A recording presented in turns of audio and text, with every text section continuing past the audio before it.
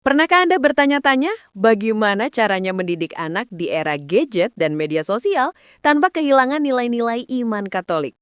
Atau apakah budaya modern ini benar-benar musuh bagi keluarga Kristen atau justru peluang untuk menjadi orang tua yang lebih bijak? Jawabannya, nonton video ini sampai selesai.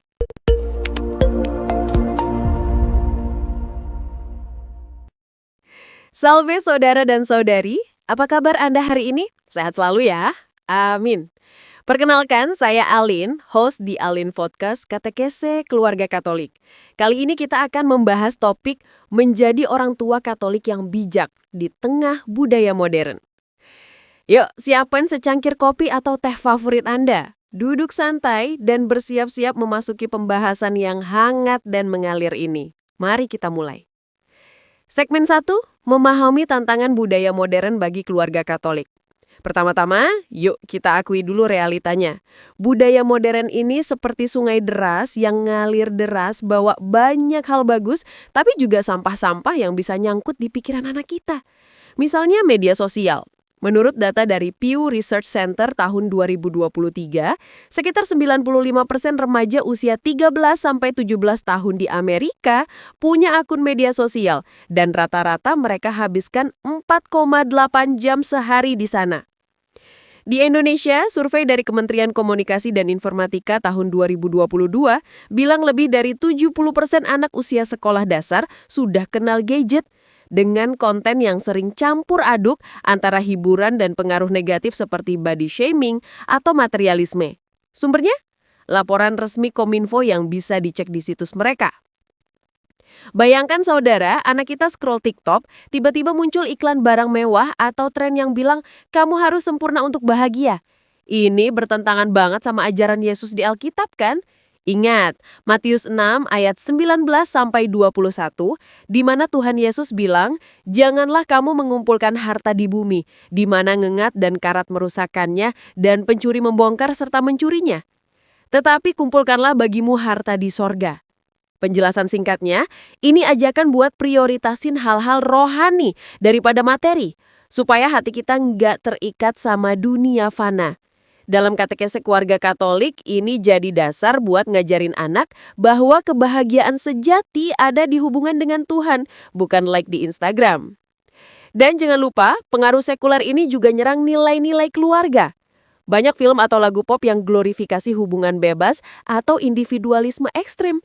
Padahal Gereja Katolik dalam dokumen Familiaris Consortium tahun 1981 dari Paus Yohanes Paulus II tekankan bahwa keluarga adalah gereja domestik yang harus lindungi martabat pernikahan dan pendidikan anak. Dokumen itu bilang orang tua punya tanggung jawab primer mendidik anak dalam iman, bukan sekolah atau masyarakat. Lucunya, kalau kita nggak hati-hati, anak kita bisa jadi Katolik ala kartun. Imannya cuma di minggu pagi dorang, sisanya ikut arus budaya. Jangan sampai ya saudara, kita harus bijak seperti Santo Yosef yang diam-diam melindungi keluarga kudus dari badai Herodes. Segmen 2, membangun fondasi iman di rumah katekese keluarga yang hangat. Nah, sekarang kita masuk ke inti obrolan, gimana caranya bangun iman yang kuat di tengah badai modern ini. Ini seperti nanam pohon di tanah gersang, perlu kesabaran dan air yang rutin. Dalam katekese keluarga Katolik, fondasi ini dimulai dari doa bersama. Bayangkan malam minggu, seluruh keluarga duduk lingkaran, baca rosario atau doa sederhana. Saya ingat cerita teman saya, Bu Maria, yang punya 3 anak remaja. Dulu mereka ribut kalau disuruh doa. Tapi setelah rutin, sekarang malah mereka yang ingetin. Bu, lupa doa malam nih. Hangat nggak? Dari Alkitab kita bisa ambil contoh keluarga Nazaret. Lukas 2 ayat 51 bilang, Yesus taat kepada mereka. Maksudnya, Maria dan Yosef ajarin Yesus dengan teladan. Penjelasan singkatnya, ini nunjukin bahwa pendidikan iman di rumah adalah kunci, seperti yang ditekankan dalam Katekismus Keluarga Katolik nomor 1655 sampai 1658 yang bilang keluarga harus jadi tempat pertama transmisi iman. Bapak gereja seperti Santo Agustinus juga bilang dalam pengakuan dosanya, Confessions sekitar tahun 397 Masehi, Engkau telah menciptakan kami untukmu dan hati kami gelisah sampai ia beristirahat di dalammu. Ini mengingatkan kita, di tengah budaya yang bikin hati gelisah dengan konsumerisme, orang tua harus arahkan anak ke Tuhan sebagai sumber kedamaian. Data pendukungnya? Menurut studi dari Georgetown University tahun 2019, keluarga Katolik yang rutin doa bersama punya tingkat retensi iman anak hingga 80% lebih tinggi dibanding yang enggak. Sumbernya dari laporan Renewing the Family di situs universitas mereka. Jadi saudara, mulai dari hal kecil, buat waktu katekese keluarga 15 menit sehari, ceritai kisah suci sambil makan malam. Humornya kalau anak protes, bosannya bu, bilang aja, ini lebih seru dari Netflix janji. Nggak garing kan? Ini bikin iman mengalir alami, seperti obrolan kita di kafe ini. Segmen 3. Menavigasi teknologi dan media dengan bijaksana. Lanjut ke segmen yang pasti relate banget, teknologi. Budaya modern ini gadget-centric, tapi sebagai orang tua Katolik, kita bisa ubah jadi alat rohani. Contohnya, pakai apps seperti Hello untuk doa harian, atau tonton video katekese bareng anak. Tapi hati-hati ya, jangan sampai jadi zombie scroll yang lupa Tuhan. Dalam dokumen gereja, Paus Fransiskus di Christus Vivit 2019 bilang ke pemuda, jangan biarkan dunia digital menguasai hidupmu, tapi gunakanlah untuk membangun hubungan. Penjelasannya, ini dorong kita integrasikan tech dengan iman, seperti ajaran Santo Thomas Aquinas di Summa Theologica abad ke-13, yang bilang akal budi harus pimpin nafsu. Artinya, teknologi boleh, tapi asal di bawah kendali iman. Data dari Common Sense Media tahun 2022 tunjukkan, anak yang punya aturan screen time dari orang tua punya resiko depresi 30% lebih rendah. Sumber, laporan mereka di commonsensemedia.org. Cerita nyata, saya kenal keluarga di paroki yang bikin No Gadget Friday. Malah jadi hari favorit buat main board game sambil diskusi Alkitab. Hasilnya, anak-anak lebih dekat, iman mereka tumbuh.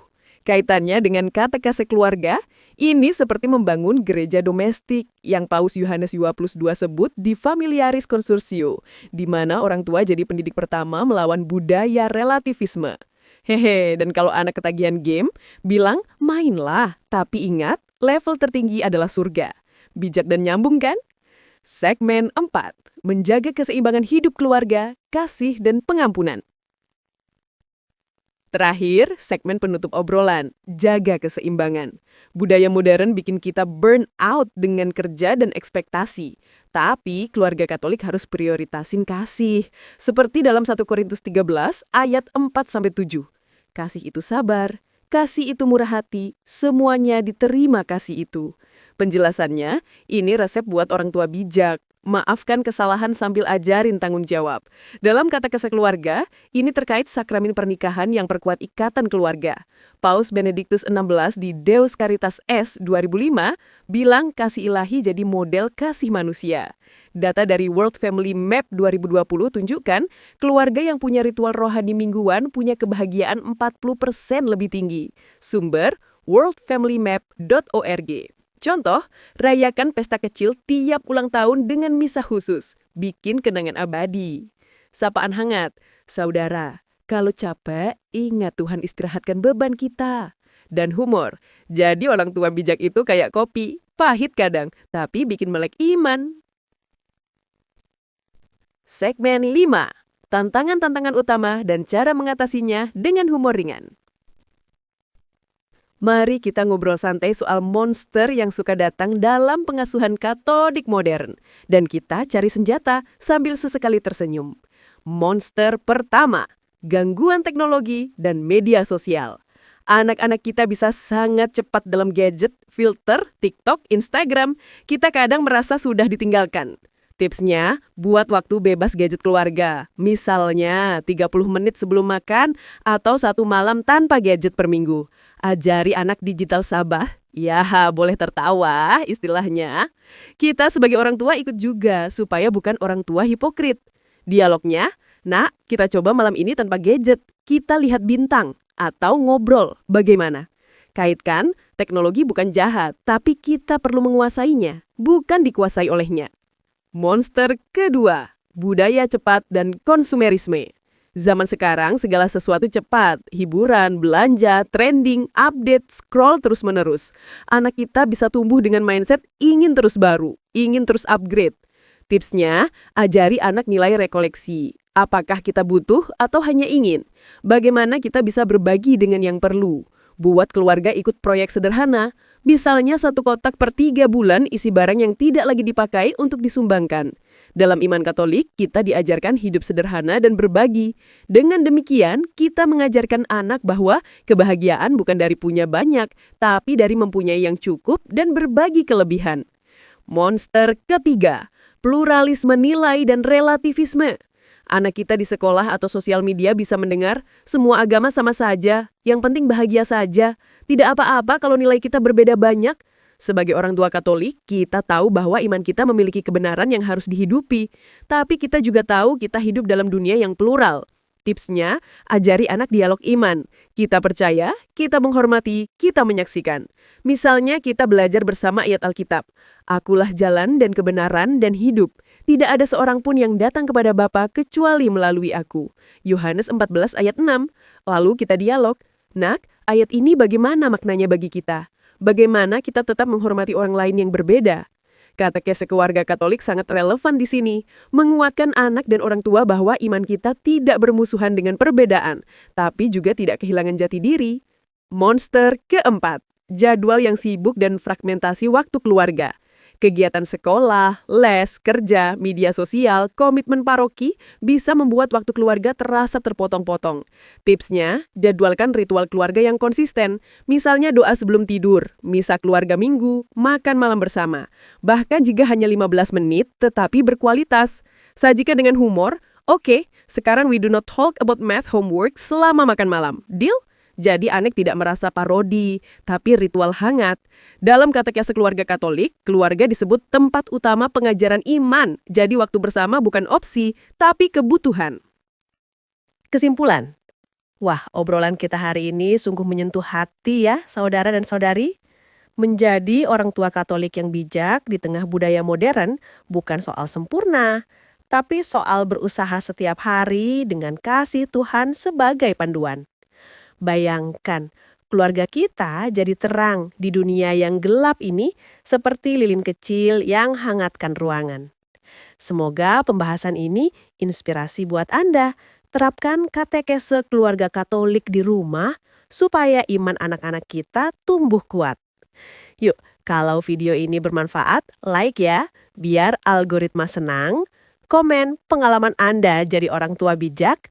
Share ke teman-teman keluarga Katolik lain, dan subscribe channel Alin, podcast Katekese Keluarga Katolik, supaya nggak ketinggalan cerita hangat berikutnya. Terima kasih sudah nonton sampai akhir. Bye-bye!